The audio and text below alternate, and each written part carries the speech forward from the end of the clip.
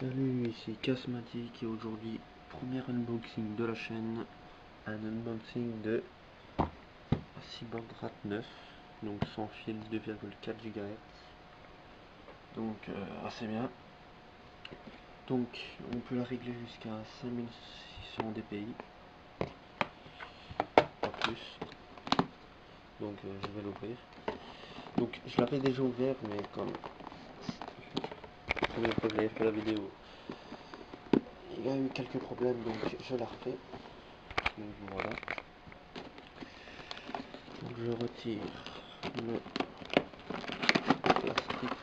Donc voilà la souris. On va d'abord s'occuper des accessoires. Donc en premier ici on voit la grosse boîte qui contiendra les repose-paumes,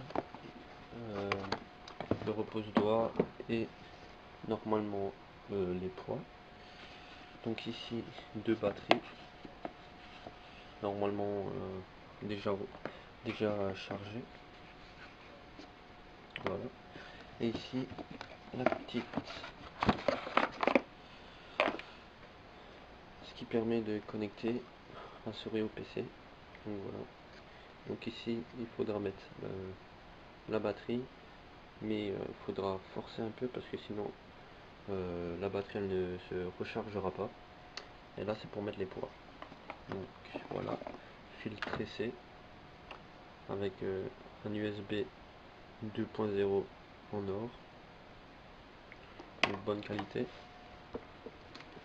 Donc ça, voilà. Donc on va parler d'abord des accessoires.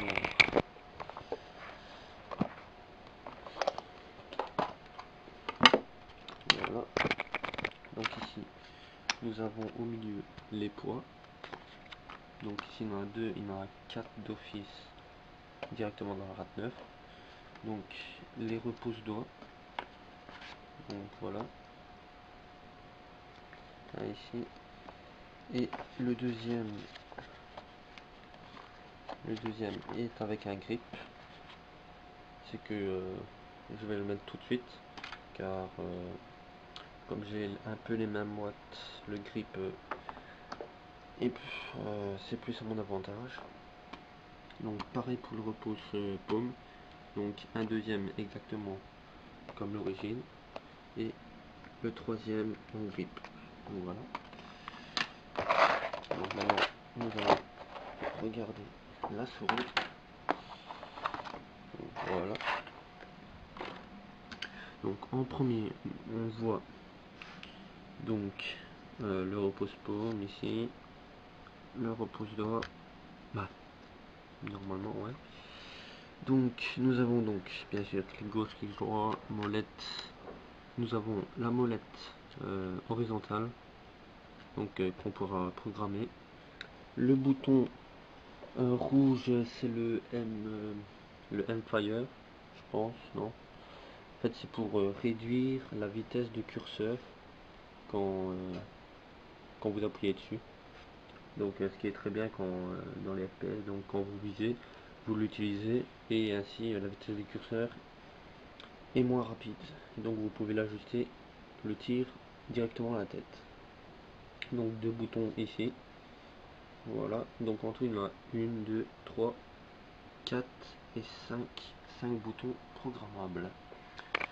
Donc nous voyons ici un petit tournevis que nous avons retiré. Donc ce qui permet de, si vous voyez bien ici, ce qui permet de avancer ou reculer ceci. Donc c'est ce que je vais faire. Donc si vous voyez bien, ça va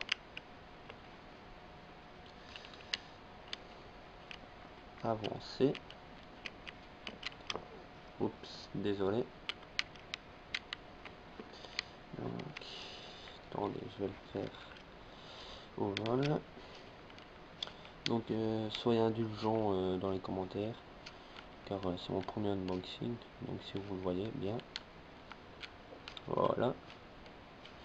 Donc moi je le laisse en position initiale. Voilà. Donc normalement il aura un petit trou ici qu'on pourra enfoncer le tournevis pour orienter ceci donc vers la gauche ou vers la droite. Ce que je vais faire. Donc je le dévisse un peu. Voilà. Et avec ça on pourra, vous voyez bien, hop. Et voilà. Donc maintenant je vais le resserrer.